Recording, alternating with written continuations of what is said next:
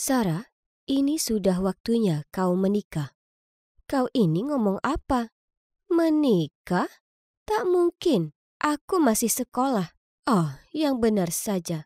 Menikah dengan pria kaya akan memberimu lebih banyak uang daripada sekolah. Bu, aku tak sepertimu. Sebenarnya aku suka bersekolah. Sekarang tinggalkan aku sendiri. Itu percakapan antara aku dan ibuku sekitar 2 bulan lalu. Nah, lihat aku sekarang. Disinilah aku tinggal di salah satu villa termewah di Boston. Oh iya, namaku Sarah. Umurku 16 dan duduk di bangku SMA. Hidupku tak pernah normal. Sebagai permulaan, aku tak punya ayah dan ibuku sama sekali tak bertanggung jawab. Memilih habiskan uang yang kami punya untuk pesta dan pria. Tentu saja dia bahkan tak punya pekerjaan, jadi kami bergantung pada teman kencannya yang terbaru untuk menghidupi kami. Ibu tak pernah benar-benar peduli padaku, jadi aku juga menjauh saja dari kehidupannya. Dia bisa melakukan apapun yang dia mau selama aku bisa lakukan apa yang kumahu. Dan yang kumahu adalah belajar dengan tekun agar aku bisa punya kehidupan yang lebih baik darinya. Tapi seperti biasa, ia ikut campur dalam rencana itu, dan 2 bulan lalu ia memaksaku berhenti sekolah dan menikah. Jelas saja, aku menolak. Bahkan aku mogok makan selama beberapa hari. Tapi suatu hari ia berkata, "Besok, dua keluarga kita akan bertemu. Jika kau tak muncul, aku akan ke sekolahmu dan bilang ke mereka kau tak akan kembali. Tapi, jika kau datang, kau masih bisa sekolah. Paling tidak sampai pernikahan." Sekolah. Dia memakai hal yang kucintai untuk melawanku. Lagi, untuk memaksaku mengikuti semua rencana konyolnya. Baiklah, aku setuju.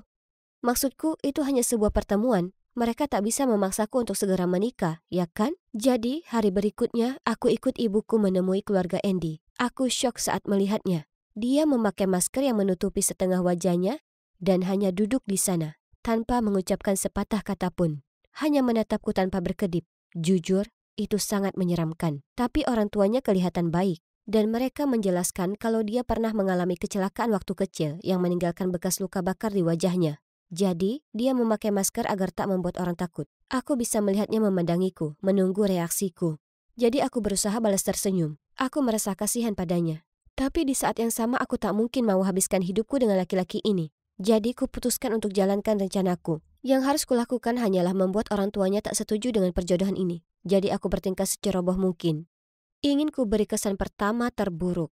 Segera saat minuman dituang, aku membungkuk lalu menyenggol gelas ibunya jatuh kena gaun putihnya. Ibuku terlihat malu. Tapi aku tak berhenti sampai situ. Aku makan dengan kedua tangan dan menjatuhkan makanan di meja dan terus mengunyah makanan dengan mulut terbuka. Tapi tak peduli seberapa keras aku berusaha, orang tua Adam sepertinya masih menyukaiku. Dan aku bisa melihat Adam sedikit menyeringai padaku. Apa yang seorang gadis harus lakukan untuk menjauh dari keluarga ini? Jelas, mereka putus asa. Di akhir jamuan makan, mereka mulai membahas pertunangan. Rupanya, aku harus pindah ke rumah keluarga Adam supaya kami bisa saling kenal. Lalu jika aku bisa bantu Adam mengurangi rasa mindernya, mereka akan biarkan aku lulus SMA sebelum kami menikah. Jadi bukankah itu artinya mereka hanya ingin seorang teman untuk Adam? Seseorang yang menemaninya? Itu tak terlalu buruk. Kurasa aku bisa lakukan itu kalau begitu. Jadi setelah pertunangan aku pindah ke mansion Adam. Sepulang sekolah setiap hari aku bergaul dengannya dan berusaha menghiburnya. Ku mainkan musik kesukaanku, tunjukkan padanya film-film epik, bahkan bercanda padanya. Tapi tetap saja dia hampir tak tersenyum. Dia tak tertarik pada apapun yang kusukai. Ketika suatu hari aku sedang kesulitan mengerjakan PR sainsku, ketika dia lewat dan memeriksa apa yang kukerjakan, tiba-tiba dia mulai ngobrol. Lalu kusadari betapa dia menyukai kimia dan fisika. Dia bahkan sering menawarkan bantuan untuk tugas-tugasku. Dia juga bersemangat dengan topik-topik tersebut. Dan ini menguntungkan, karena aku akhirnya temukan sesuatu yang bisa kami diskusikan. Dia bahkan mulai terbuka padaku. Ini permulaan. Aku mulai lebih nyaman di dekatnya. Di suatu hari yang cerah, aku bahkan bertanya pada Adam apa dia mau main badminton. Awalnya dia menolak karena dia tak suka berada di luar. Tapi aku tak henti memohon sampai dia berkata, "Baiklah, pernah main ini sebelumnya?" "Tidak." "Oke, biar kutunjukkan padamu." Aku sangat bersemangat mengajari Adam. Meski tak hebat dalam koordinasi mata dan tangan, aku sudah sering main badminton di sekolah. Jadi aku cukup percaya diri. Akhirnya kutemukan sesuatu yang aku lebih jago daripada dia. Oke, mungkin aku terlalu cepat mengatakan itu. Setelah beberapa servis yang gagal, entah bagaimana dia berhasil menguasai shuttlecock dan menghajarku. Kah, kenapa kau bilang kau tak pernah main ini sebelumnya? Karena itu kenyataannya. Aku tak percaya padamu. Adam hanya mengangkat bahu lalu meninggalkanku berbaring di tanah. Dia pasti berpura-pura. Tak mungkin ada yang bisa sebagus itu untuk pertama kalinya mereka lakukan sesuatu. Tapi kurasa ini menyenangkan. Adam mulai suka denganku. Tapi aku tak bisa bersamanya terus-menerus karena aku harus mengikuti kelas. Dan tak bohong, aku senang sekali masih bisa sekolah. Apalagi di sekolah ada sesuatu yang menakjubkan terjadi. Suatu hari aku sedang jalan melintasi halaman sekolah saat aku tersandung kaleng. Saat hampir wajahku terbenam ke tanah, ada tangan muncul dan menarikku ke atas. Kami bertatapan mata dan aku bersumpah itu cinta pada pandangan pertama. Namanya Brian dan dia sangat tampan. Sejak saat itu kami tak henti berkirim pesan setiap hari dan tak lama akhirnya dia memintaku jadi pacarnya dan tentu saja ku katakan ya. Aku jatuh cinta. Tapi tentu saja aku harus menyembunyikannya dari Adam dan orang tuanya. Suatu malam aku sedang teleponan dengan Brian saat tiba-tiba ada pesan masuk dari ibuku. Nyatanya, sejak pertunangan itu, ia belum menghubungi. Mungkin ibu terlalu sibuk habiskan sejumlah besar uang yang diberi orang tua Adam kepadanya. Sarah, aku sangat butuh uang, hanya sekitar $500. Bisakah kau tanya Adam apa dia bisa meminjamiku? Apa? Bagaimana bisa ibu sudah habiskan uang yang diberi orang tuanya? Stop banyak tanya. Bawakan saja uang itu, oke? Uang, uang, uang. Yang ia pedulikan hanya uang. Dia bahkan tak bertanya apa aku baik-baik saja. Hmm, em, aku, aku ingin tanya. Bisakah kau carikan sejumlah uang? Uang? Untuk apa? Em, aku perlu membayar untuk kelas bimbingan belajar. Aku belum punya uang untuk bayar beberapa bulan.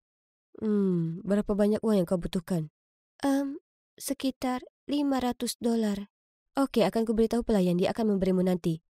Phew, itu lebih mudah daripada yang kukira. Tapi, Adam tak bertanya dua kali soal itu. Apa itu karena jumlahnya tak seberapa untuk laki-laki kaya sepertinya? Bagaimanapun, paling tidak dia mengiyakan. Itu akan menutup mulut ibuku sementara. Andai saja begitu. Beberapa hari kemudian, ia kirim pesan padaku. Kali ini ia mau $3.000. Apa ibu bercanda denganku? Aku hanya mengabaikannya. Tapi ia terus membombardirku dengan pesan dan panggilan. Selama beberapa hari, dia tak biarkan aku sendiri. Tapi aku tak menyerah. Hingga foto ini dikirim ke ponselku. Itu aku dan Brian bergandengan tangan dan jelas tampak saling cinta. Ternyata ibuku sudah sangat putus asa mendapatkan uang. Ia datang ke sekolahku suatu hari untuk bicara empat mata. Dan itulah saat ia melihat kami bersama. Ibu lalu mengancamku dan berkata jika ia tak dapat uangnya, ia akan beritahu keluarga Adam apa yang kulakukan. Ini membuatku ketakutan, karena nanti aku tak punya tempat untuk pergi dan tak bisa sekolah lagi. Aku tak bisa biarkan itu terjadi. Aku tak punya pilihan lain kecuali terus minta uang ke Adam dengan alasan-alasan payah. Mulai dari beli buku, sampai ada kerabat yang sakit dan butuh pengobatan. Kalian sebut saja, sudah kupakai. Tiap kali ku minta Adam, dia memandangku seakan dia mencemaskanku dan berkata apa aku baik-baik saja. Ini membuatku makin merasa bersalah, karena sepertinya dia tulus peduli padaku. Untuk membalasnya, ku panggang cookies untuknya, dan bahkan kurajutkan sweater lucu untuknya sebagai kado ulang tahun. Tapi beberapa minggu kemudian, dia tanya apa kami bisa bicara. Segera saat aku masuk ke kamarnya, dia lemparkan setumpuk fotoku. Itu semua fotoku dan Brian. Aku tak percaya ini. Apa ibu mengkhianatiku? Tapi ternyata bukan itu. Dia bilang padaku bahwa dia menyewa seseorang untuk membuntutiku karena dia merasa aku bertingkah aneh. Tak hanya dia temukan aku pacaran dengan seseorang, dia juga tahu kalau selama ini bohong tentang uang itu dan memberikannya ke ibuku. Dia sangat kecewa denganku. Tolong tinggalkan aku sendiri. Aku tak ingin melihatmu lagi. Aku sangat khawatir akan diusir dari rumah mereka. Tapi tak seorang pun membahas apapun. Orang tuanya masih ngobrol denganku saat makan malam dan sepertinya mereka cukup senang. Tapi ada menghindariku, yang tentu saja membuatku merasa sangat buruk. Satu-satunya tempatku bersandar saat ini adalah Brianku sayang. Jadi setelah makan malam ku putuskan untuk pergi ke tempatnya. Aku sangat butuh ketenangan saat ini. Tapi saat aku tiba di luar, lewat jendela, kulihat ada gadis lain di kamarnya. Mereka mulai ciuman, dan kukira aku akan mual. Dalam kepanikan, cepat-cepat aku merayap mendekat dan sembunyi di bawah jendelanya untuk menguping. Tapi, bukankah kau agak terlalu dekat dengan si Sarah akhir-akhir ini? Jangan berani-beraninya kau. Jangan khawatir sayang, itu semua demi kamu. Aku tahu kalau dia tinggal di mansion besar dengan supir pribadi dan sebagainya. Keluarganya pasti kaya raya. Jadi, aku hanya mau berteman baik dan membantu mereka habiskan uang itu. Kau tahu, dan mungkin dengan begitu, aku bisa belikan kamu tas Chanel baru yang selalu kau inginkan. Benarkah sayang? Jadi bagaimana hasilnya? Ya, tak berguna. Dia kelihatannya tipe gadis kaya yang pelit. menyimpan setiap sen untuk dirinya sendiri. Bagaimana bisa aku percaya apa yang barusan ku dengar? Hatiku hancur berkeping-keping dan aku tak tahan lagi. Aku berdiri dan menampakkan wajahku di depan jendela. Kau selesai.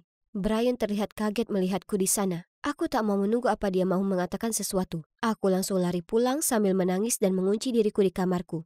Sarah, buka pintunya. Kau tahu berapa hari kau sudah tak makan? Sarah, buka pintunya. Kalau tidak akan kusuruh orang untuk merubuhkan pintunya. Oh Tuhan, apa kau baik-baik saja? Ada apa? Tidak apa-apa. Aku menyesal karena berbohong padamu selama ini. Aku tak bermaksud begitu. Tiba-tiba ada memelukku dan berkata, tak apa, jangan menangis. Sekarang bisa ceritakan padaku apa yang terjadi? Dengan berderai air mata ku ceritakan ke Adam cerita lengkapnya. Mulai dari dimanfaatkan oleh ibuku hingga dihianati oleh Brian. Mungkin ini pantas ku terima karena bohong padamu. Sebenarnya, bagaimanapun jika aku jadi kamu, aku tak mau menikah dengan seseorang sepertiku. Kau laki-laki yang hebat. Selama kau punya kepercayaan diri dan hidup dengan sikap positif, hal baik pasti akan datang padamu, aku janji. Bahkan dengan wajah buruk rupa ini, aku mendongak ke Adam dan, oh ya Tuhan, bekas luka bakar di wajahnya. Itu lebih buruk dari yang kukira. Kuulurkan tangan untuk menyentuhnya. Itu pasti sangat menyakitkan. Bisakah kita mengulang dari awal? Teruslah membantuku, oke? Aku menatap Adam, tersenyum dan mengangguk. Jadi setelah hari itu, aku terus tinggal di rumah Adam dan membantunya keluar dari kehidupan mencela diri dan terisolasi yang selama ini dijalaninya. Perlahan sikapnya berubah lebih baik. Dan bahkan dia mulai mengambil kursus bisnis untuk bersiap mengambil alih perusahaan keluarganya di masa datang. Aku juga mendorongnya untuk mulai melepas maskernya. Cintai apapun tentang dirimu sendiri, termasuk bekas luka itu. Sedangkan ibuku, sekarang ini ia ditahan karena judi ilegalnya. Ya, untuk itulah dia habiskan semua uangnya. Ia mungkin akan berakhir di penjara, dan meski bukan ini yang kuinginkan untuknya, dia cukup pantas menerimanya. Oh, dan mengenai pernikahan itu, kami menundanya. Beruntungnya aku, baik Adam maupun orang tuanya ingin aku kuliah dulu dan mengejar mimpiku. Namun setelah aku lulus, kami akan mulai rencanakan pernikahan kami. Dan kali ini itu murni karena cinta. Aku sedang keluar jogging sore dan memutuskan untuk mengambil rute baru. Tiba-tiba, kulihat sebuah mansion megah bergaya Eropa dan berhenti untuk memandanginya. Dindingnya diselimuti lumut dan jujur saja itu terlihat cukup seram. Aku melihat ke atas dan sekawanan burung gagak bertengger di atas atap berkoar-koar. Itu membuatku bergidik dan langsung membuatku teringat akan film seperti The Conjuring atau semacamnya. Tak akan mengherankan kalau rumah itu berhantu. Tiba-tiba, aku terkejut dengan suara seorang wanita tua. Mansion itu tampak megah, bukan? Aku berpaling untuk melihatnya, lalu ia melanjutkan. Tapi lebih baik kau menjauh darinya. Kenapa? Tanyaku padanya. Kemudian dia memandangku lebih dekat dan berkata, oh, kau bukan warga di sini ya? Kukatakan padanya aku berasal dari Minnesota, tapi orang tuaku bilang aku bisa habiskan musim panas di sini dengan tanteku. Kalau begitu sayang, biar ku beritahu kau. Pemilik mansion ini adalah seorang gadis muda. Sangat kaya, tapi menutup diri. Gosipnya, dia itu pemuja setan. Apa kau percaya itu? Aku bertanya padanya, jadi di mana dia sekarang? Oh, dia menghilang secara misterius beberapa tahun lalu, dan rumah itu ditinggalkan sejak itu. Wanita itu menjawab, baiklah, ini sangat menakutkan. Bulu kuduku benar-benar berdiri. Tapi entah mengapa, aku jadi makin tertarik lebih dari sebelumnya. Oh, maaf, seharusnya aku perkenalkan diri. Aku Ellie, tipikal anak SMA, tapi juga seorang blogger cerita detektif yang antusias. Aku menghabiskan banyak waktu pada forum cerita detektif dan selalu tertarik pada hal-hal aneh dan misterius sejak aku kecil.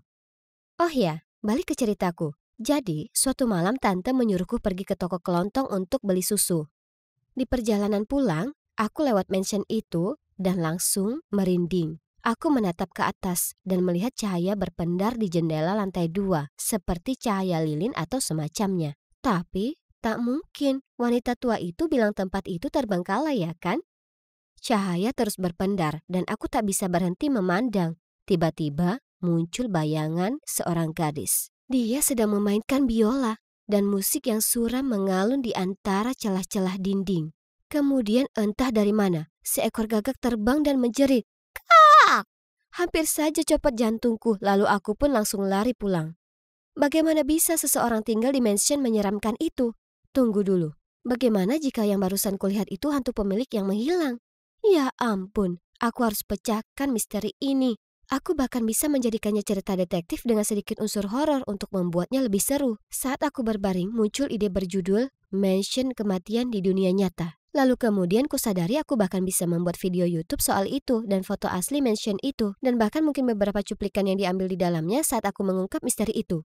Oh, ini akan bagus sekali.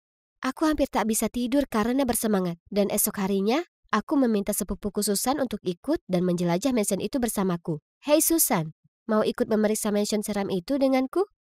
Ya Tuhan, Ellie, apa kau gila? Kau tahu tempat itu berhantu kan?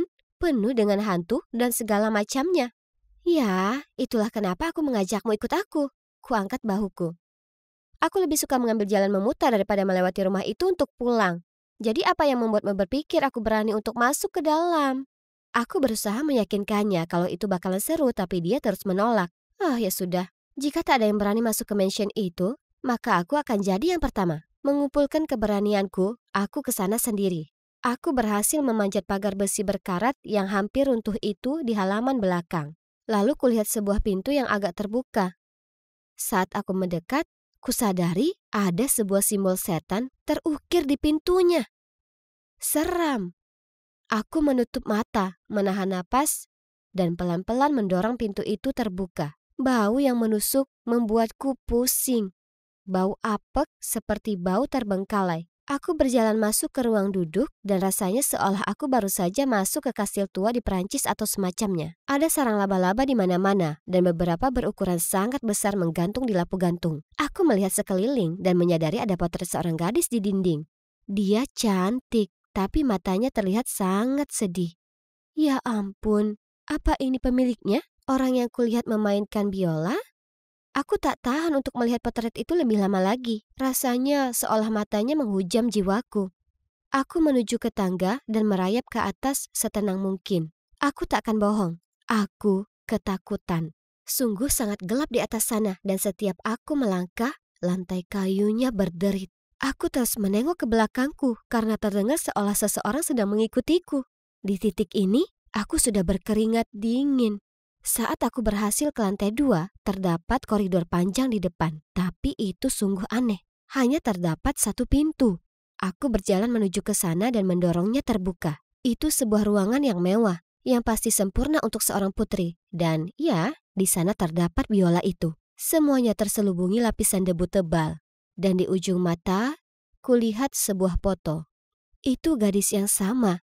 Tapi kali ini matanya berbinar merah seperti api. Sama seperti Sauron, musuh yang ada di The Lord of the Rings. Aku sangat takut sampai kubalikan foto itu menghadap ke bawah. Itulah saat ku dengar suara biola berbunyi di suatu tempat. Oke, apa yang terjadi? Biola itu tepat berada di depan mataku. Dan aku seharusnya satu-satunya yang ada di rumah ini. Aku berusaha menenangkan diri, menghela napas dalam-dalam dan berjalan ke arah suara di samping pintu. Aneh sekali, karena kamar di sebelahnya adalah replika dari kamar yang pertama. Apa benar aku berpindah ruangan? Aku berjalan menuju meja rias dan melihat foto di sana juga menghadap ke bawah.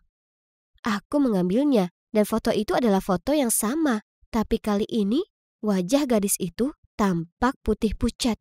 Aku menjatuhkan foto itu karena ngeri dan lari tanpa menengok ke belakang. Aku lari menuruni 3 anak tangga sekaligus. Tapi saat aku sampai di pintu, pintunya terkunci. Aku mulai menggedornya dan saat itu aku menangis histeris. Tolong! Tolong aku! Aku menjerit. Tiba-tiba, tangan seseorang menyentuh pundakku. Jantungku rasanya meloncat keluar dari dada. Aku berteriak sekuat tenaga, tapi kemudian aku membalik badan. Ada seorang pemuda berdiri di sana. Pemuda yang cukup tampan. Siapa kamu? Aku terbata-bata. Dia merenggut padaku dan berkata, "Siapa kamu? Dan kenapa kau ada di sini?" Aku Aku hampir tak bisa bicara karena aku sangat gemeteran. Kemudian pemuda itu berkata, "Ayo, kita keluar dari sini. Kau nampak ketakutan." Kemudian dia mengeluarkan kunci dan membuka pintu. Apa kau ini hantu atau apa?" Aku terbata-bata. Dia mulai tertawa dan berkata, "Tempat yang cukup menyeramkan ya kan?" Aku bertanya padanya apa dia melihat foto-foto itu juga. Dan dia bilang, "Iya, menyeramkan.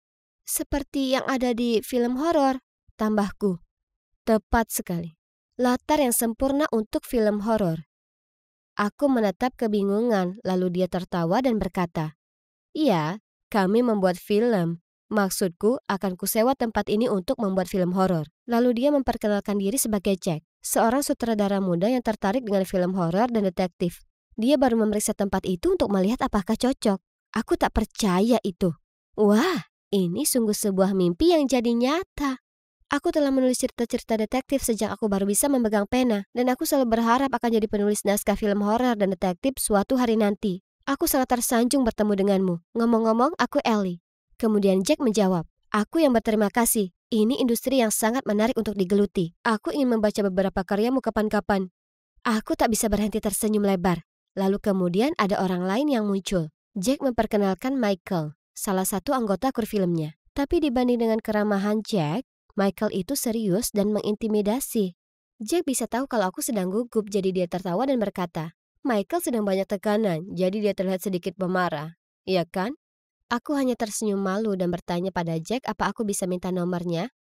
Saat berjalan pulang, aku tak percaya betapa bahagianya aku. Siapa yang tahu kalau sebuah petualangan seram itu akan jadi kesempatan luar biasa. Aku langsung mengirim pesan ke Jack mengatakan aku ingin sekali belajar lebih banyak tentang filmnya. Dan harus kuakui, aku agak naksir padanya.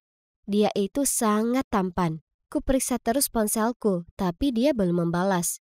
Itu sangat mengecewakan. Tapi beberapa hari kemudian, dia mengajakku keluar minum kopi. Aku sangat bersemangat. Dan sungguh kami bersenang-senang. Dia bahkan menawarkan untuk mengantarku pulang. Saat aku masuk ke mobil, dia menyuruhku untuk menutup mata. Mungkin dia akan menciumku? Aku sangat gugup, tapi tiba-tiba sesuatu menghantam wajahku. Dan aku tak ingat apa-apa lagi. Saat aku terbangun, kudapati diriku berada di dalam semacam gudang, dengan tangan dan kaki terikat, dan mulutku tertutup lakban. Ya Tuhanku, apa aku sedang diculik? Di mana Jack? Tiba-tiba aku mendengar suara gaduh di luar. Kuintip lewat jendela dan melihat Jack dan Michael saling bicara. Apa? Apa mereka berdua merencanakan ini? Tapi kenapa? Beberapa saat kemudian Michael pergi dan Jack menghampiriku dan melepaskan lakban dari mulutku. Aku mulai menjerit. Kenapa kau lakukan ini padaku?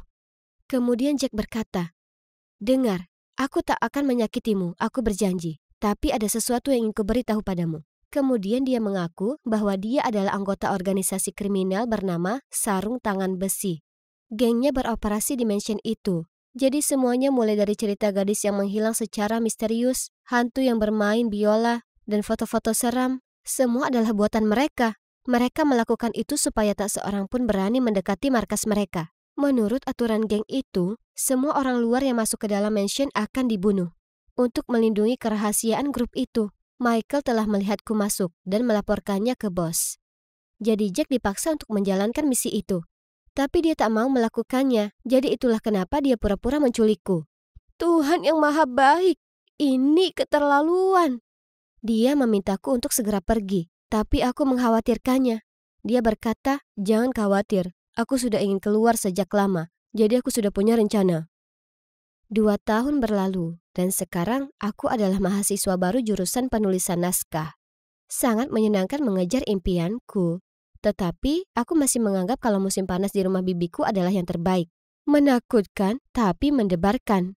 Oh, dan soal Jack, setelah kami ngobrol di gudang itu, dia lepaskan aku, lalu cepat-cepat ku kemasi semua barang di rumah tanteku dan terbang pulang. Beberapa minggu kemudian, kulihat sebuah artikel yang memberitakan dia menyerahkan diri, dan pihak kepolisian telah menangkap geng sarung tangan besi. Sekarang, Jack di penjara, tapi akan segera bebas. Aku punya firasat kalau jauh di lubuk hatinya, dia pria yang baik, dan kuharap aku akan berkesempatan untuk bertemu dengannya lagi dan untuk mengenal lebih jauh siapa dia sebenarnya. Siapa tahu, Pengalaman di kehidupan nyata mungkin bisa membantuku menulis cerita yang sangat luar biasa juga. Aku duduk di ruang resepsionis dengan kompres es di kepalaku, menunggu ibu datang menjemputku. Dasar bola nyasar bodoh di kelas olahraga itu. Oh, itu dia. Tampil glamor seperti biasanya. Ibu bergegas datang dan memelukku, memeriksa apa aku baik-baik saja. Kemudian ibu memanduku keluar dari sana dan menyusuri lorong. Sekelompok remaja laki-laki terpaku dan menatap dengan mulut ternganga saat kami lewat. Salah satunya bahkan bersiul seperti serigala. Bahkan guru matematikaku yang sedang berjalan keluar kelasnya mulai membetulkan dasinya dan melambaikan tangan ke arah kami. Tidak, reaksi itu tidak ditujukan padaku. Itu semua untuk ibuku. Ibu terlalu cantik untuk terpengaruh oleh bagaimana para pria bertingkah laku di dekatnya. Di perjalanan pulang, aku mendapat pesan dari sahabatku Mini. Aku bertaruh semua pria akan berlomba-lomba untuk mendapatkan kencan dengan ibumu. Dia bagai seorang dewi tadi. Aku tertawa kecil. Membayangkan sekelompok pria dewasa bersaing untuk mendapatkan perhatian ibu membuatku geli. Aku tak paham kenapa ibuku masih melajang. Ibu itu orang yang cantik, sukses, dan sangat baik. Dan kurasa ia akan senang jika ada pria bersama dengannya, ya kan?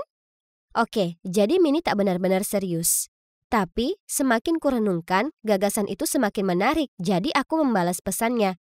Ceritakan lebih banyak soal ide kompetisimu itu. Kemudian suatu kali, saat ibu sedang pergi dinas, aku mengundang Mini ke rumah. Kami habiskan sepanjang sore memposting audisi online dan menyebarkan selebaran di sekitar kota. Tak lama kemudian, lamaran yang masuk membanjir.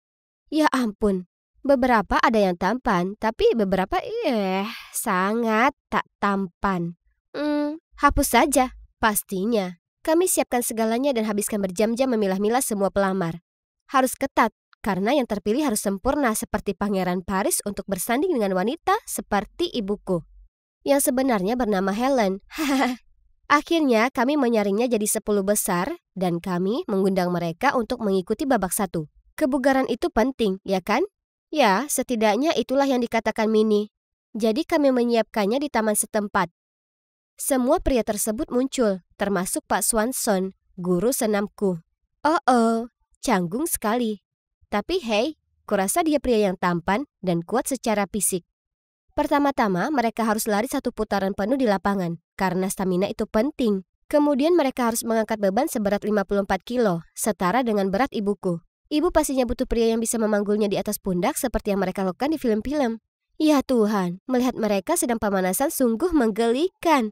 Seorang pria muncul dengan baju terusan berbahan likra dan mulai melakukan gerakan jumping jack, dan pria lainnya melakukan gerakan karate yang aneh. Semuanya menyelesaikan lari, ya, hampir semuanya.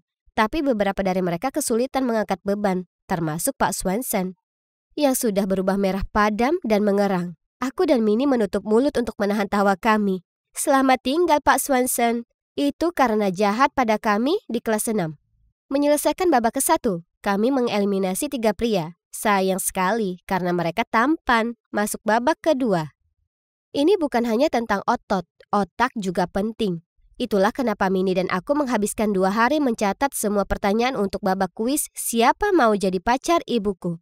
Ibuku pantas dapatkan pria yang tahu segalanya. Kami siapkan deretan kursi anak di halaman belakang. Lalu kami berjalan di sepanjang barisan dan melontarkan pertanyaan kepada mereka. Tiba-tiba, seorang pria berdiri dan dengan marah mengatakan ke yang lain, "Kenapa kita biarkan anak-anak menguji kita seperti ini?" Lalu dia bergegas pergi. Mini berbisik.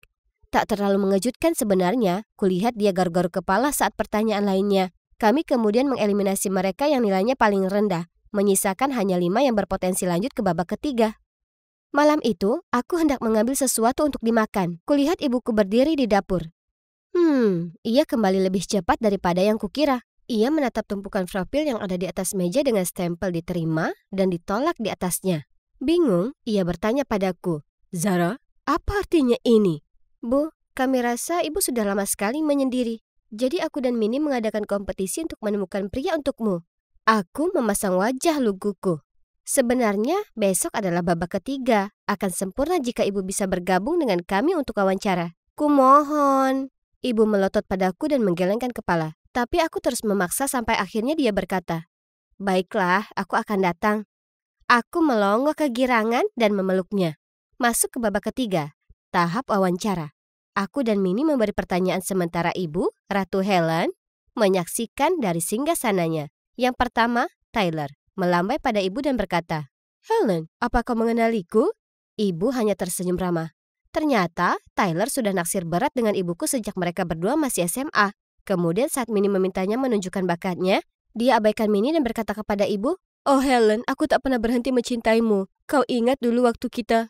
Aku berteriak, menyelanya. Tak cukup mengesankan. Selanjutnya, yang kedua masuk, Simon. Oh, ia mengenakan setelan jas dan terlihat seperti pria terhormat.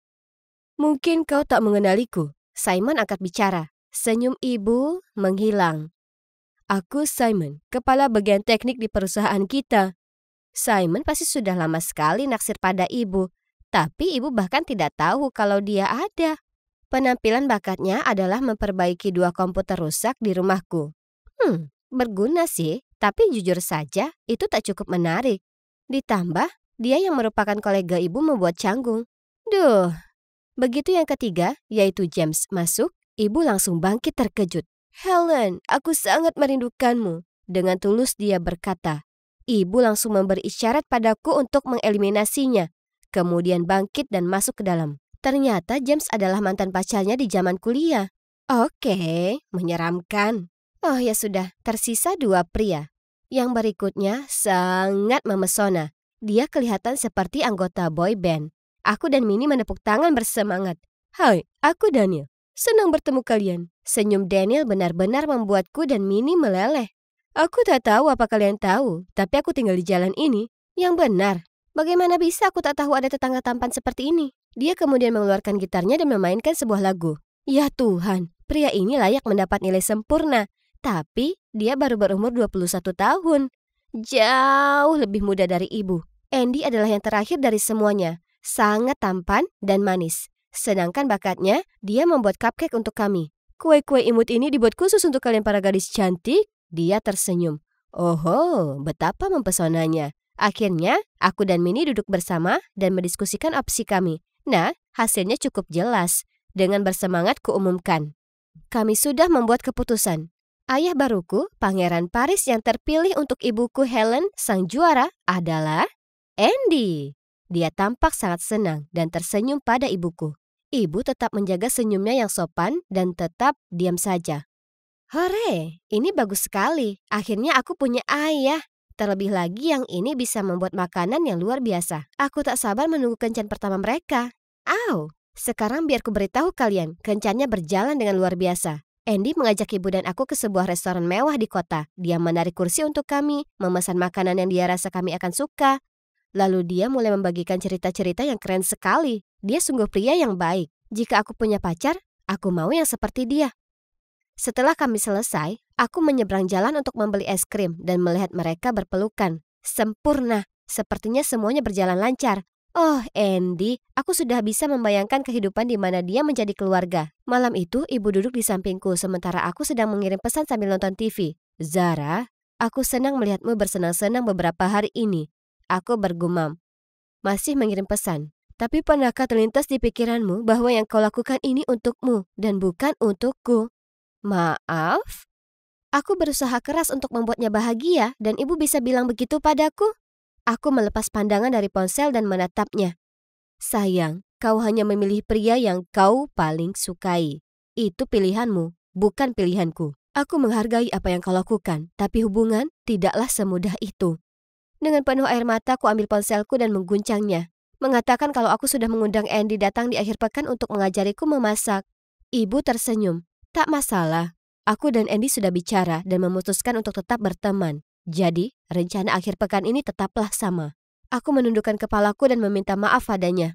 Ibu benar, aku memilih Andy jadi favoritku tanpa pertimbangkan perasaan ibu. Tapi, ya, itu tak seburuk itu. Karena setelahnya, Andy selalu datang hampir tiap akhir pekan, mengajakku belanja bahan pokok dengannya, lalu memasak untuk kami. Dia mengajariku cara memasak dan membuat kue, dan kami bahkan ngobrolin cowok-cowok konyol di sekolahku. Serius, jika si Richard ingin dapat kesempatan dengan gadis secantik Zara kita ini, maka dia harusnya lebih kuat, kata Andy sembari tangannya memasak dengan luas. Ya, Richard, terbakar. Ngomongin soal terbakar, aduh. Iya, Itu aku yang barusan tersulut oven karena memikirkan semua ini. Andy bergegas datang, mengarahkan tanganku ke keran dan mengalirinya dengan air dingin. Oh, ya ampun. Dia sangat perhatian dan bijaksana. Tak seperti cowok kekanakan seumuranku. Tak lama lagi adalah ulang tahunku yang ke-16 dan tentu saja Andy jadi koki makan malamnya. Ibu dan Minnie hanya perlu menyalakan lilin kue ulang tahun. Kemudian, saat kulihat Andy diterangi cahaya lilin, aku tahu aku tak bisa lagi membohongi diri. Aku jatuh cinta padanya. Kuhabiskan berhari-hari merencanakan pengakuan terbaik padanya. Hanya saja sebelum bisa kuberitahu dia bagaimana perasaanku, ibu memberitahuku, Andy baru saja telepon aku dan cerita dia ditawari posisi kepala staf di New York. Dia akan pergi minggu depan. Apa? Tidak. Kenapa? Ini Andy, cinta pertama dalam hidupku. Itu sangat tidak adil. Kami tak sempat menemuinya hingga hari di mana dia berangkat. Aku dan ibu pergi ke bandara untuk mengantarnya pergi. Aku tak sanggup menatapnya, jadi pandanganku terpaku ke lantai, sementara dia asik ngobrol dengan ibuku. Zara, gunakan apa yang sudah kuajarkan padamu untuk merawat ibumu dengan baik, oke? Andy mengedip dan menepuk kepalaku. Aku tak bisa menahan diriku lebih lama lagi. Tangisku pecah. Kupeluk dirinya dan menangis terisak. Andy, aku mencintaimu. Tolong, jangan pergi. Jangan tinggalkan aku. Aku tak bisa hidup tanpamu. Beberapa saat, semua orang di bandara, termasuk ibuku, tercengang. Semua mata memandangku. Andy langsung mendorongku menjauh, berdehem dan mengatakan, Zara, kau ini gadis yang cantik dan juga manis. Kau akan temukan pacar yang sesuai. Kemudian dia menoleh ke ibuku. Doa yang terbaik untuk kalian. Selamat tinggal Helen, selamat tinggal Zara. Dan aku melihatnya berjalan pergi dengan air mata membasahi wajahku. Begitulah. Sudah 6 bulan sejak itu, dan aku akhirnya menyadari bahwa perasaanku pada Andy hanyalah perasaan bingung seorang remaja. Aku memang menyayanginya, tapi itu lebih seperti mengagumi dan menghormatinya sebagai sosok seorang ayah. Oh ya, aku beneran sudah punya ayah sekarang, tapi itu merupakan pilihan ibuku tersayang, namanya Harris. Dan dia mungkin bukan koki sehandal Andy, tapi dia pria yang baik dan dia bisa membuat ibu bahagia. Dan tentu saja, kami masih saling berkabar dengan Andy. Baik karir maupun kehidupan percintaannya berjalan sangat baik di kota apel besar itu. Aku sudah memetik pelajaran, hidup penuh dengan pilihan. Beberapa baik dan beberapa tak terlalu baik. Tapi terkadang, sebesar apapun keinginan kita tak bisa membuat pilihan untuk orang lain.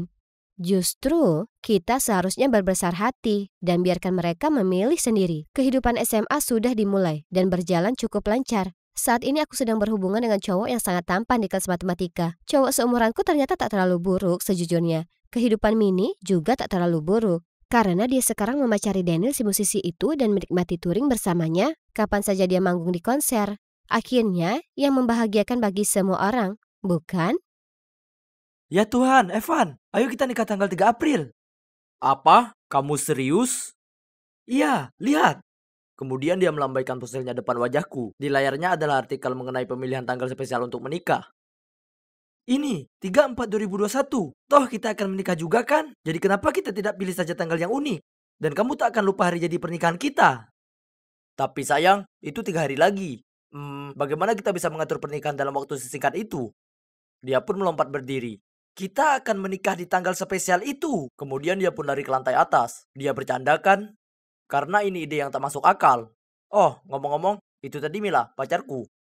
Dan aku Evan, saat ini kami sudah pacaran selama lebih dari setahun. Aku tak pikirkan lagi ide gilanya. Tapi kemudian, kulihat dia menelpon banyak tempat pernikahan dan sebagainya.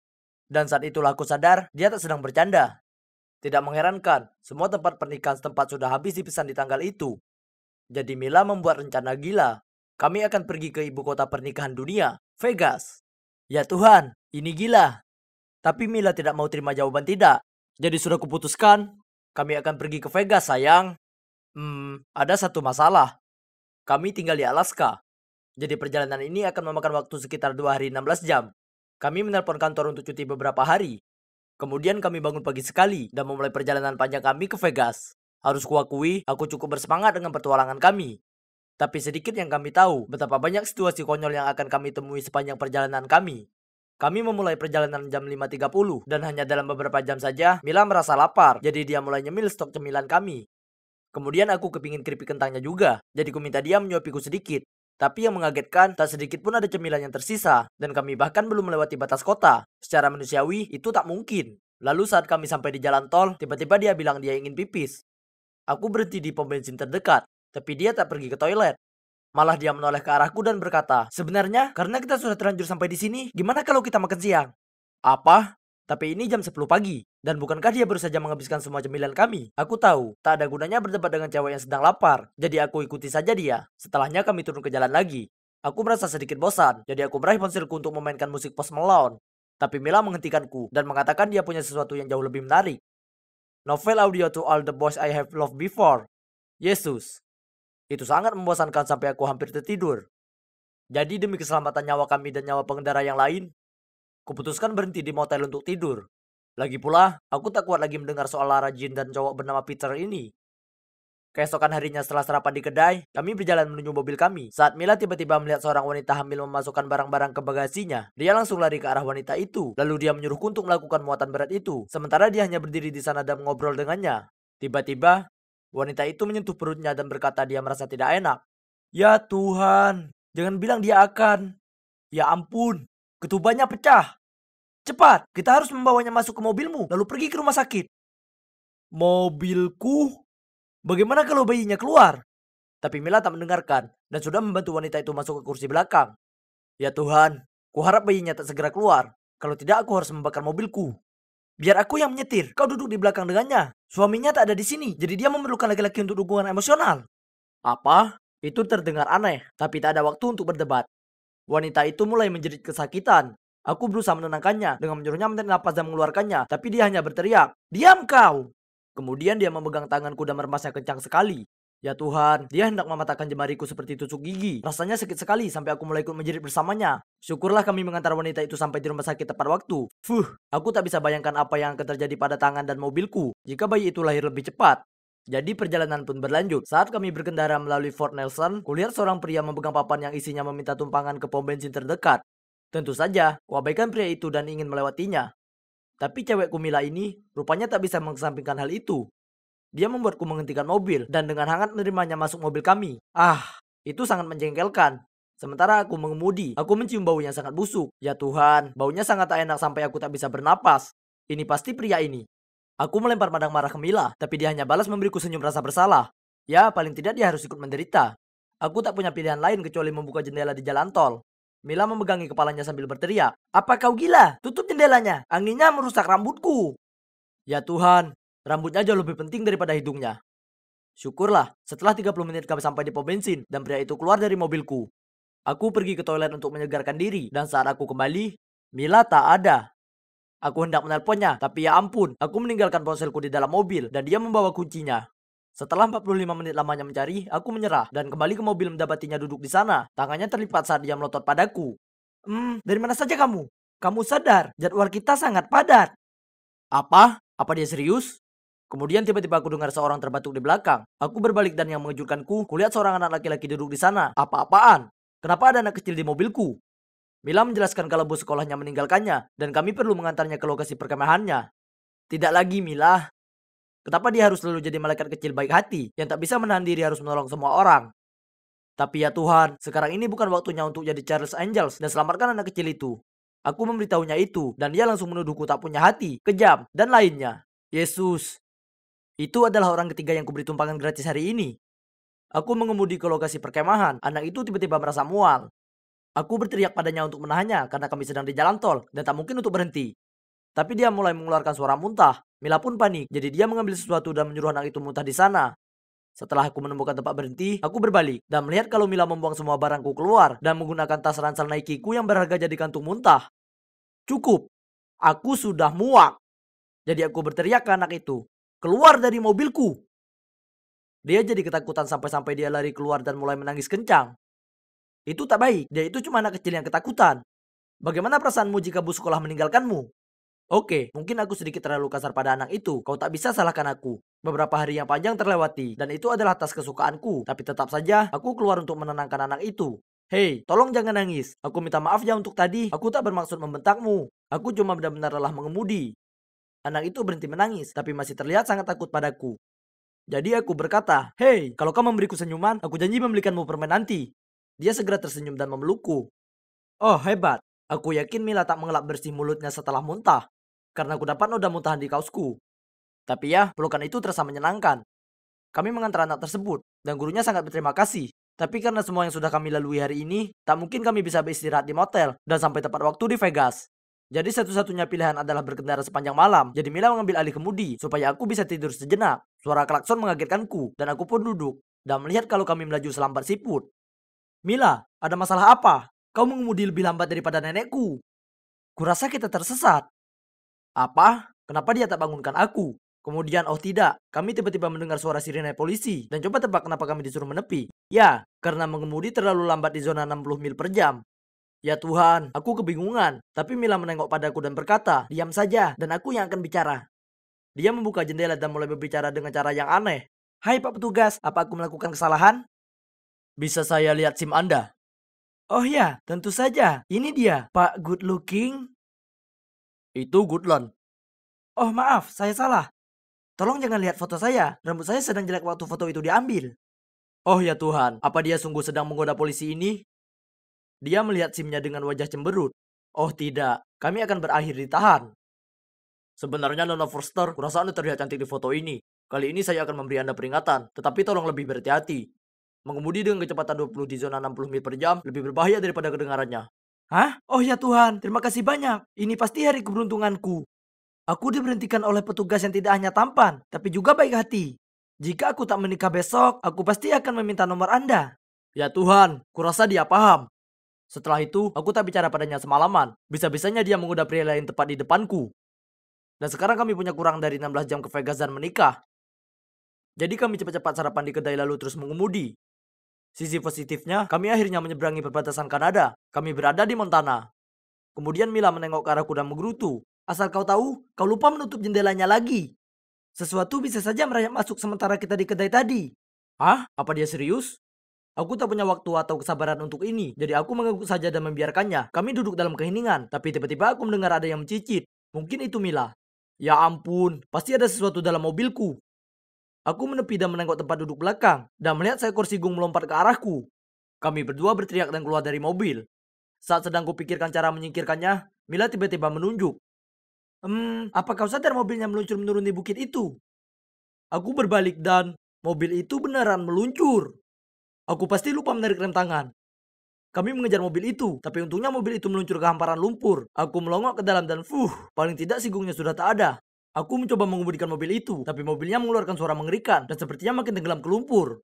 Jadi aku keluar untuk mendorong mobil itu dan Mila pindah ke kursi pengemudi. Tapi kemudian lumpur mencerai kemana-mana.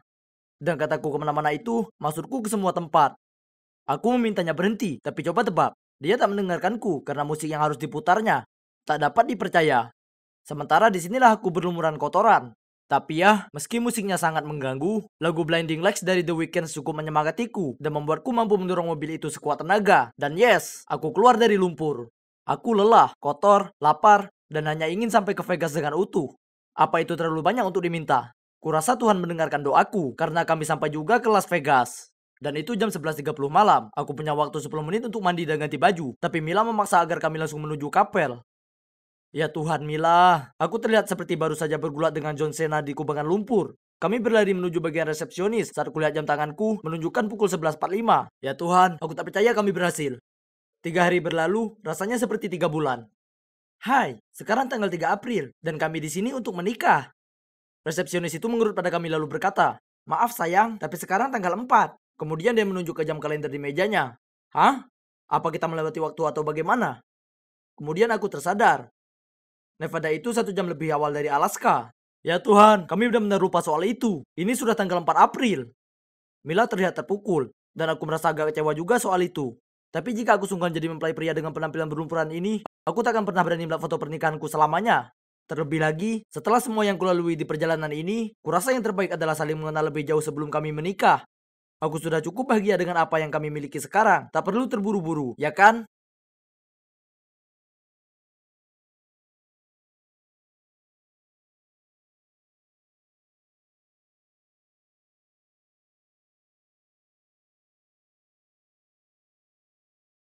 Akhirnya, aku keluar dari tempat mengerikan itu. Sekarang, izinkan aku memberitahu kalian, berbagi sel dengan solusin cowok lain yang berisik, bau, dan pemarah tidaklah menyenangkan. Bagaimanapun, inilah aku, bebas seperti burung sekarang.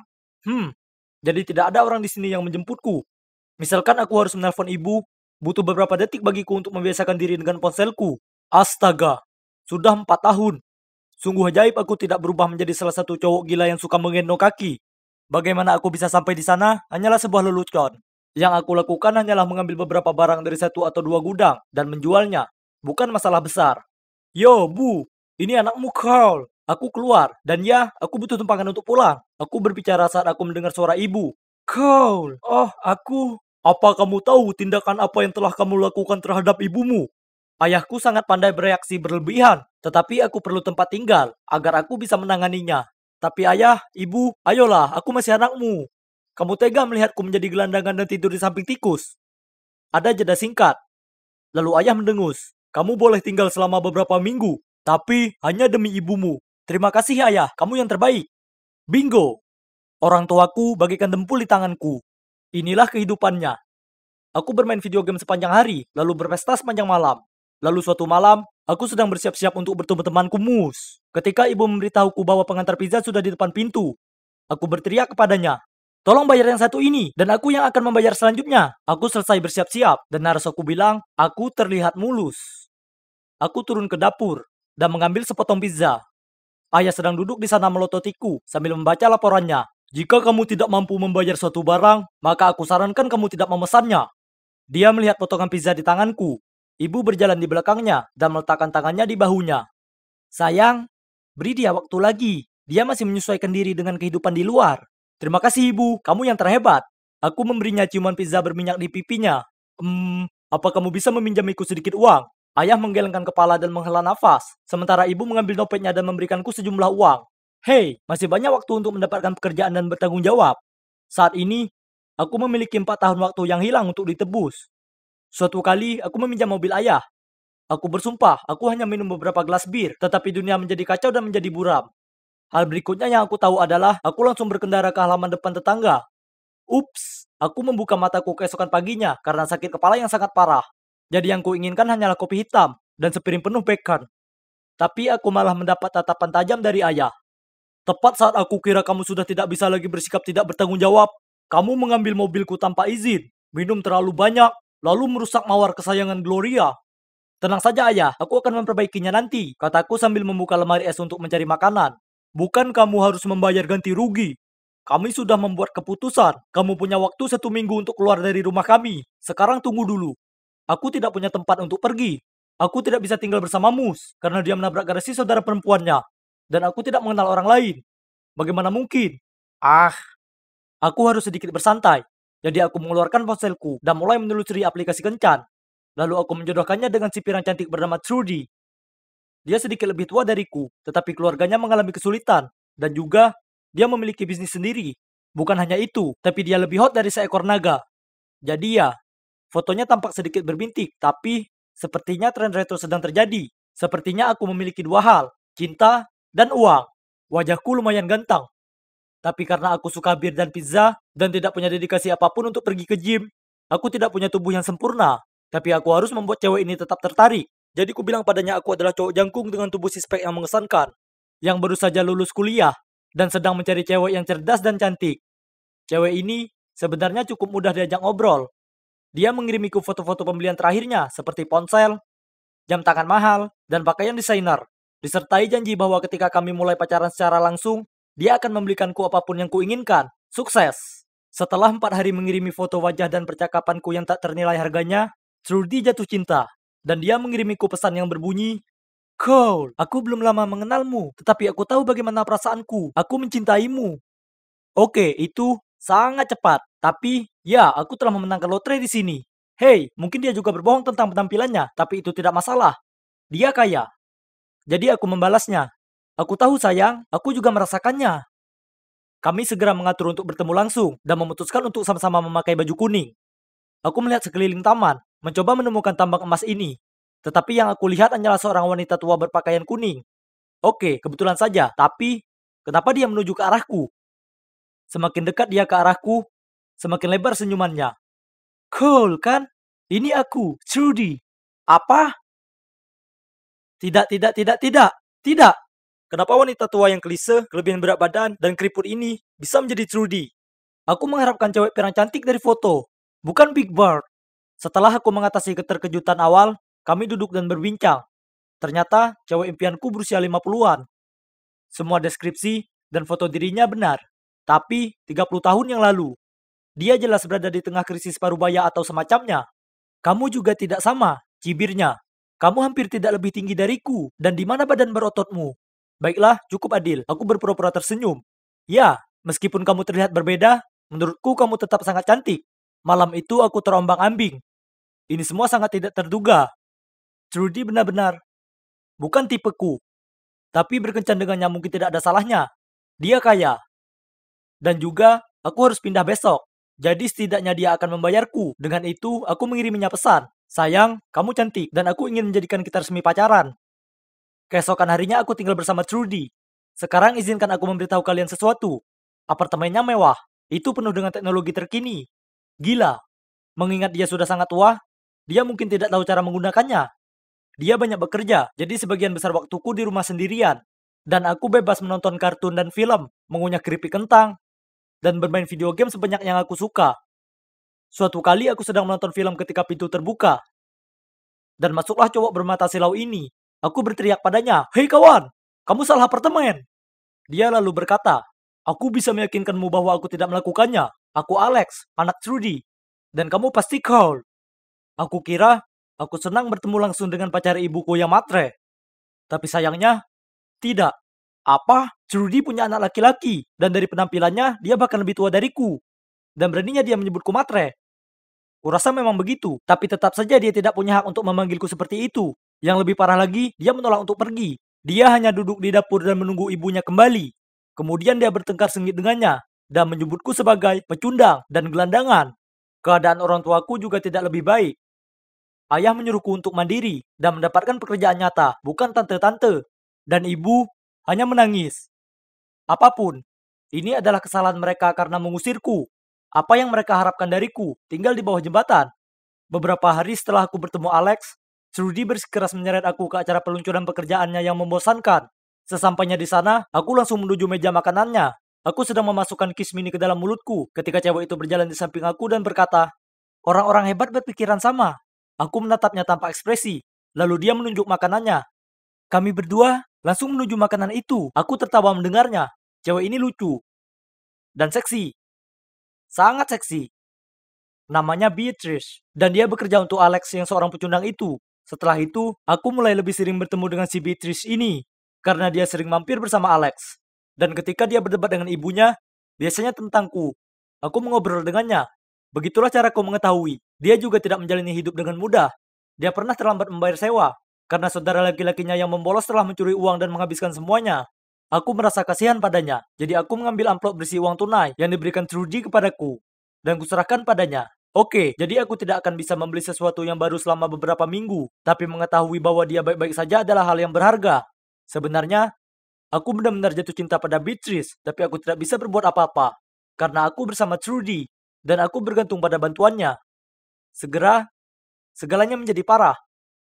Aku keluar dari kamar mandi, dan melihat Trudy berdiri di sana dengan ponselku di tangannya. Bagaimana bisa? Dia melemparkannya padaku. Ya, jadi dia membaca semua pesan yang kukirim ke Mus. Mengatakan bahwa menurutku dia tidak menarik, dan aku hanya bersamanya untuk tumpangan gratis.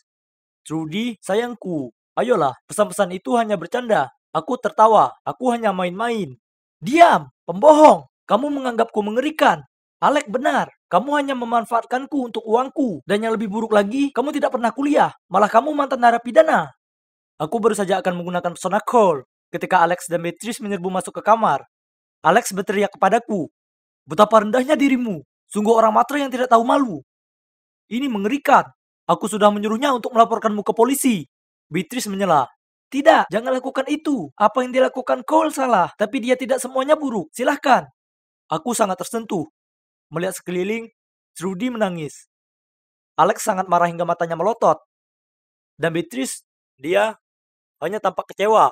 Aku kemudian mengemasi barang-barangku dan pergi dengan rasa malu. Ya, itu terjadi beberapa bulan yang lalu dan aku memiliki pekerjaan yang layak sekarang. Meskipun aku tinggal di rumah, aku tetap membayar sesuai keinginanku dan aku menabung untuk menabung di rumahku sendiri. Seharusnya aku tidak menggunakan Trudy seperti itu. Dia mungkin sudah tua, tapi dia masih punya perasaan. Dan caraku memperlakukannya tidak benar. Aku tidak dapat disangka lagi adalah seorang cowok brengsek saat itu. Yang aku inginkan hanyalah hidup bahagia bersama Beatrice. Aku sangat mencintainya.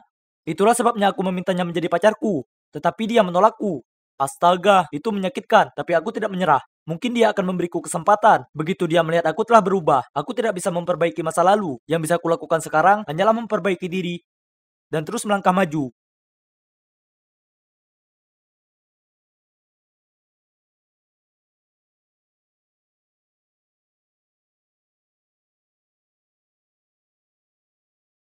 Aku berjalan ke kantin dan menelan ludah.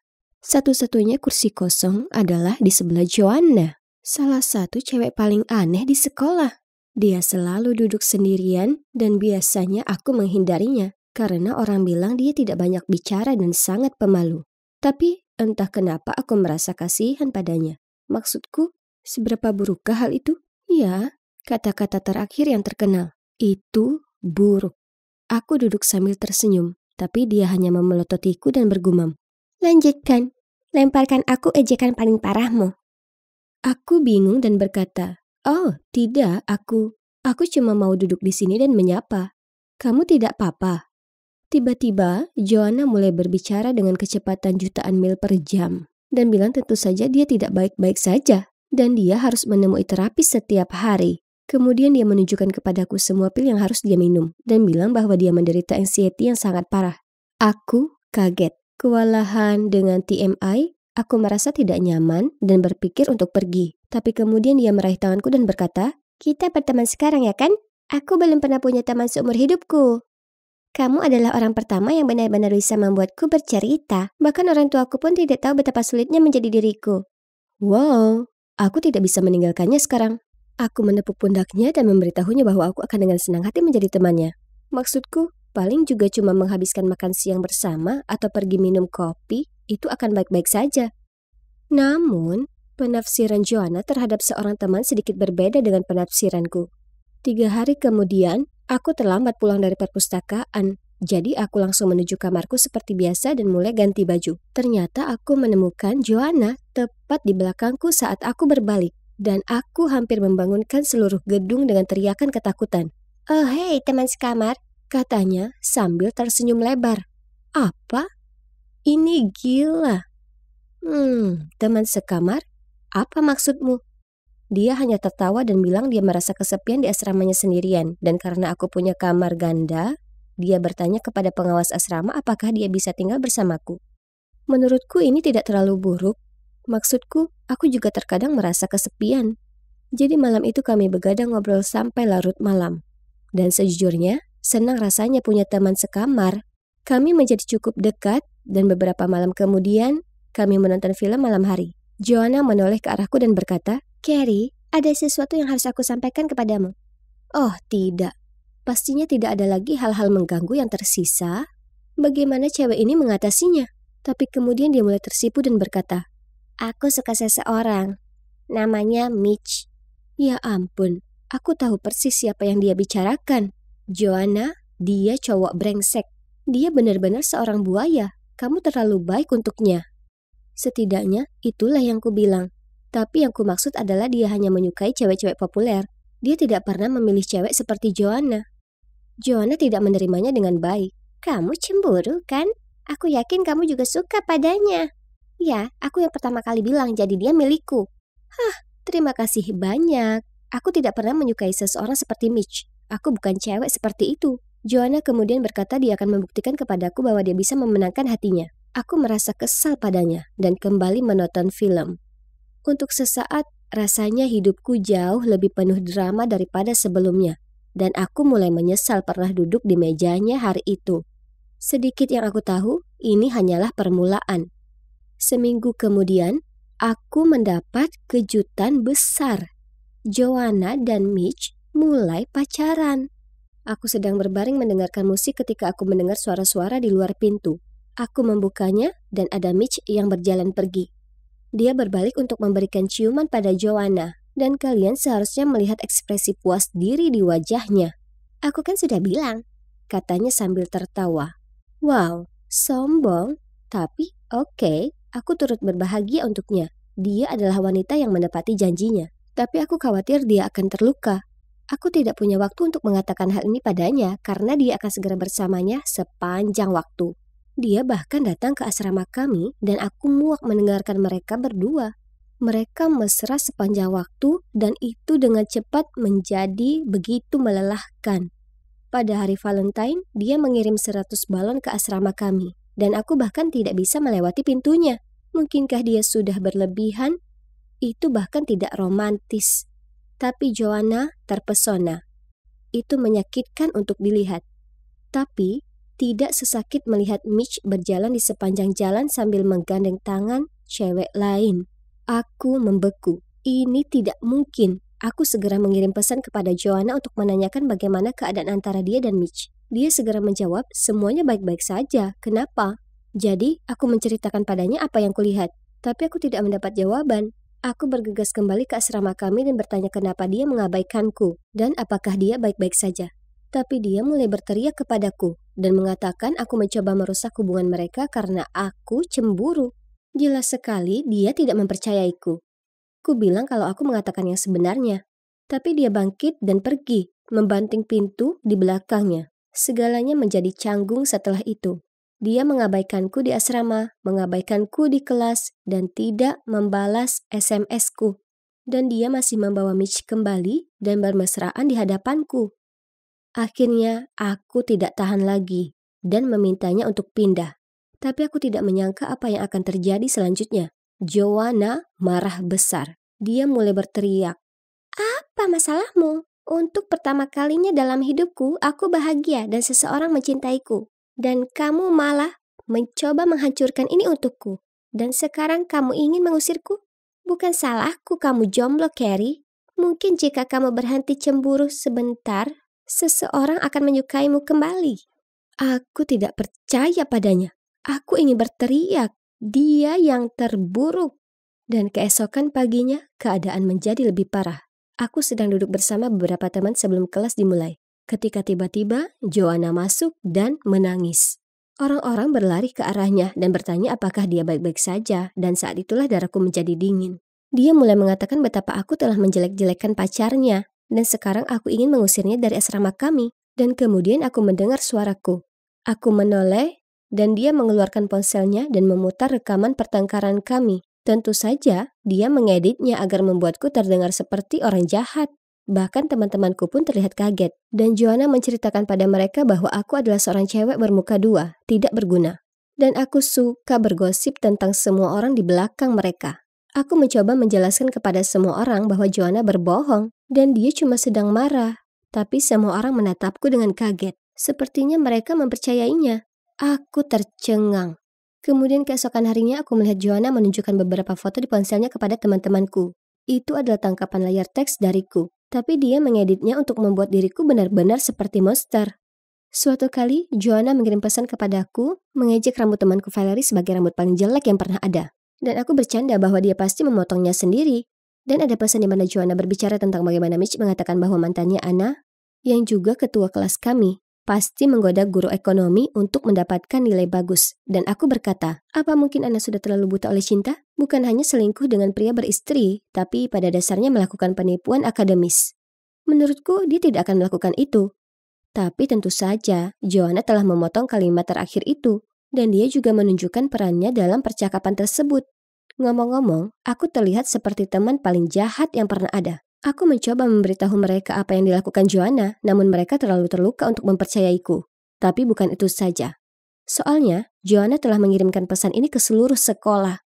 Sepanjang sisa hari itu, orang-orang mendatangiku dan mengatakan bahwa aku hanyalah cewek yang kejam.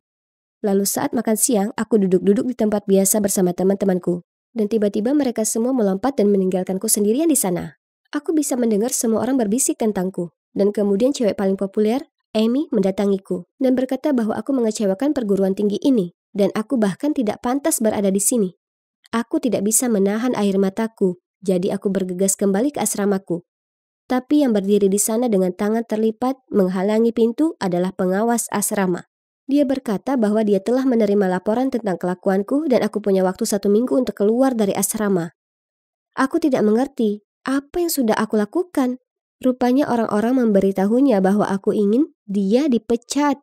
Lalu aku ingat Joanna mengucapkan kata-kata yang persis seperti itu dan bertanya kepadaku bagaimana dia bisa melaporkan manajernya. Jadi aku mengiriminya SMS yang menjelaskan cara melaporkannya. Ya ampun, dia bahkan menggunakan itu untuk melawanku. Ini keterlaluan. Aku pergi mencari Joanna. Aku sangat marah. Dia menghancurkan hidupku. Ketika aku sampai di kelas, aku berencana menunjukkan kepada semua orang percakapan obrolan kami yang lengkap, tanpa diedit. Tapi aku tidak mendapat kesempatan karena Joanna menangis histeris, dan semua orang menghiburnya. Dia mengatakan betapa menyiksanya tinggal bersama aku, dan dia harus minum obat untuk menangani perilakuku. Cukup, beraninya kamu. Aku berteriak. Kenapa kau lakukan ini padaku? Apa yang pernah aku lakukan padamu? Joanna tentu saja mulai menangis lebih keras lagi. Dan semua orang menatapku seolah mereka ingin membunuhku. Aku berjalan keluar dari sana dengan perasaan benar-benar kosong. Aku kehilangan teman-temanku, asramaku, reputasiku, dan harga diriku. Semua karena ular itu. Aku masih tidak tahu apa kesalahanku. Semakin aku mencoba memahaminya, semakin banyak orang yang membela Joanna. Itu tidak ada gunanya. Tidak ada yang mendengarkan penjelasanku. Akhirnya aku mengabaikan mereka semua, keluar dari asrama dan bersikap seolah Joanna tidak pernah ada. Untungnya, aku mendapat beberapa teman baru yang mencintai dan mempercayaiku dan tidak pernah memutarbalikkan kata-kataku. Mengenai gosip tentangku yang masih disebarkan orang lain, aku belajar untuk tidak mendengarkannya. Dan sekitar 4 bulan kemudian, aku mendapat email dari Joanna. Aku terkejut. Dia berkata, Carrie, aku minta maaf, kamu benar selama ini. Mitch selingkuh dan aku seharusnya mendengarkanmu. Mohon maafkan aku mohon. Aku akan melakukan apa saja untuk menebusnya. Aku akan mengaku kepada semua orang. Tolong, ayo kita berteman lagi. Aku merindukanmu. Hah? Tidak mau walau dalam 1.000.000 tahun. Aku langsung menghapus email itu. Tidak ada yang bisa dia lakukan untuk menebus kesalahannya. Dia telah menghancurkan hidupku dan aku sudah muak dengan racun itu. Selamat jalan.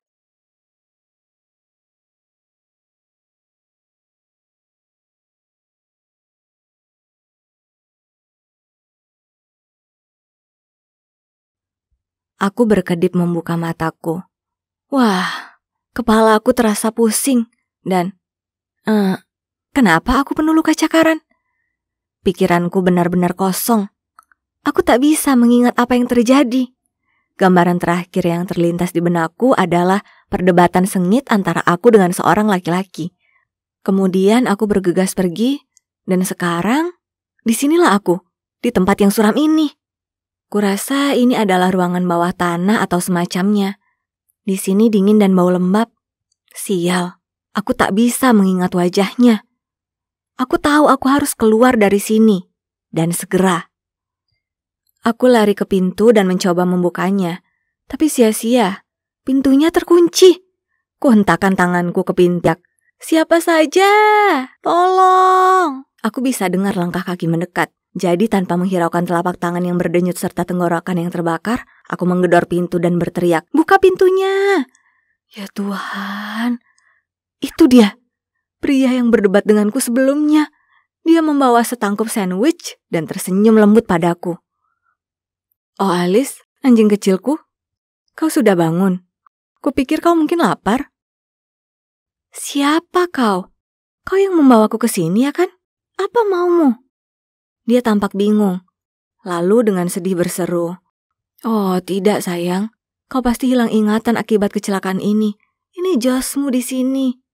Aku cowokmu." Aku mengernyit ke arahnya. Dia memang terlihat tak asing. Tapi cowok yang mana? Kecelakaan apa? Dia tunjukkan pada aku foto-foto di ponselnya. Ya Tuhan, itu aku dengannya. Dan kami terlihat sangat bahagia bersama. Tapi kenapa aku tak bisa mengingat apapun? Kupukul kepalaku dengan tangan karena frustasi, sementara Josh hanya berdiri di sana, bersandar di dinding, menatapku dan terkikik.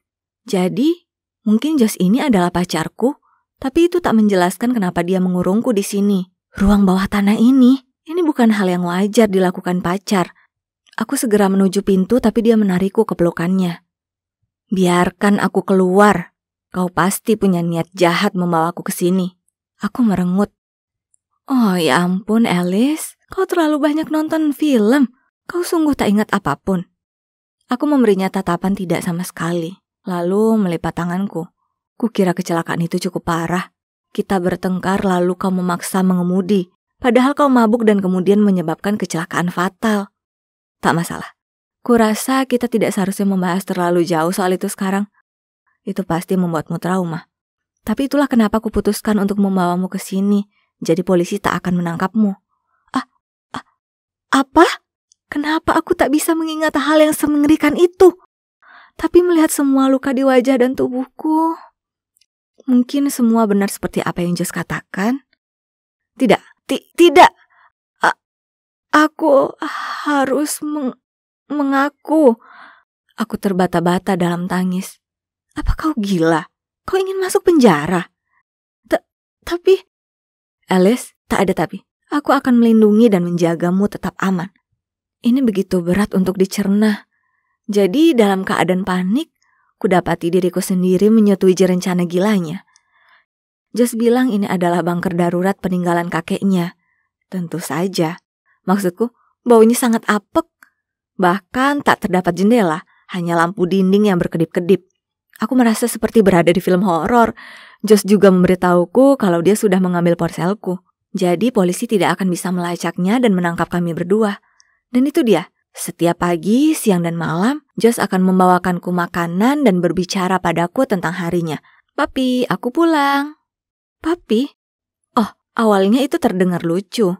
Tapi segera aku alergi dengan kata itu. Hei, papi, makan ini. Papi ini, papi itu. Papi. Aku sangat muak dengan kata papi. Sampai terkadang aku sungguh mengira aku tak lebih dari sekedar peliharaannya. Kemudian tiap malam dia bersikeras menggosok punggungku supaya aku lebih mudah tertidur. Kedengarannya menyenangkan ya kan? Tapi tidak, itu tak menyenangkan. Dia menggosokku sangat keras dan saat ku minta dia hentikan itu, dia hanya tertawa. Jelas, dia tak melakukan itu untuk membuatku merasa lebih baik, tapi menganggapnya sebagai hobi. Dan tak hanya itu saja. Beberapa hari aku bangun melihatnya duduk di sana, menatapku dengan seringai lebar di wajahnya. Kemudian, saat ku periksa rambutku, kulihat dia sudah mengikatkan banyak pita-pita kecil konyol di situ. Apa kau gila? Aku bukan anak-anak. Aku menggerutu sembari menarik dan membuang semua benda konyol itu dari kepalaku. Tapi papi, itu kelihatan sangat lucu. Tom selalu suka itu. Aku melotot padanya. Tak perlu berkata apapun lagi. Oh, dan sekedar informasi, ya, Tom itu nama anjingnya yang lama. Oke, jadi aku tak perlu jadi jenius untuk menyadari kalau ada sesuatu yang tak beres dengan pikiran cowok ini. Tapi kemudian semuanya jadi makin aneh. Suatu kali, dia membawa turun makanan untuk kami makan bersama. Itu adalah ayam goreng. Dan segera saat aku membaunya, mataku berbinar. Aku hendak mengambil sepotong saat tiba-tiba dia menarik piringnya menjauh dan menggigitnya cepat. Aku bahkan tak punya waktu untuk bereaksi. Lalu dia memberiku tulang paha ayam yang belum dia habiskan itu. Bantu aku menghabiskannya, papi. Bagian ini terlalu keras untuk dikunyah. Aku memutar mataku padanya dan memerah karena marah. Melihat reaksiku, dia berkata, "Kenapa, papi? Tom selalu suka makanan sisa." "Apa kau gila?" teriakku. "Hei, aku bercanda. Kau tak bisa menerima candaan?" Dia menyeringai. "Bercanda? Bercanda macam apa itu? Aku sudah muak dengan ini. Tempat ini membuatku gila." Aku hampir tak bisa tidur sama sekali karena aku tak bisa bedakan antara siang dan malam. Kemudian, saat aku menutup mata, kudapati diriku sendiri tersiksa dengan kejahatan serius yang telah aku lakukan. Josh berusaha menyelamatkanku, ya, tapi aku tak minta dia melakukan itu. Aku tak bisa hidup seperti ini. Aku harus menghadapi kenyataan. Aku harus menyerahkan diri. Besok paginya saat Josh membawakanku sarapan, kukatakan padanya apa yang ingin kulakukan. Seperti yang kuduga, dia jadi marah dan melotot padaku. "Alice, kenapa kau sangat ingin pergi ke penjara?" "Aku tak bisa tinggal di sini selamanya. Aku harus menghadapi apa yang sudah aku lakukan. Tapi sangat damai di sini bersama aku. Damai? Apa dia serius? Tentu saja tak terasa damai. Sebaliknya, aku merasa sedang bermain peran jadi peliharaan. Aku menerjang ke depan, tapi Josh langsung menangkapku, jadi aku tak bisa bergerak. Ku coba menggeliat dan melepaskan diri, tapi dia laki-laki yang kuat. Tiba-tiba dia menutup hidungku dengan sebuah sapu tangan dan mataku tertutup. Lalu semuanya jadi gelap. Perlahan aku membuka mata. Aku masih di ruangan yang tak asing tapi jeruji. Aku melihat jeruji. Aku di kandang. Kemudian aku menendang sesuatu. Itu adalah mangkuk air. Papi, kau nakal sekali. Aku tak bisa kehilanganmu, jadi aku menempatkanmu di sini. Dia menyeringai padaku sambil memberiku sandwich. Aku membuangnya, lalu berteriak padanya agar mengeluarkan aku. Melihat ini, dia langsung pergi dan kembali dengan setumpuk mainan empuk dan menjatuhkannya ke dalam kandang.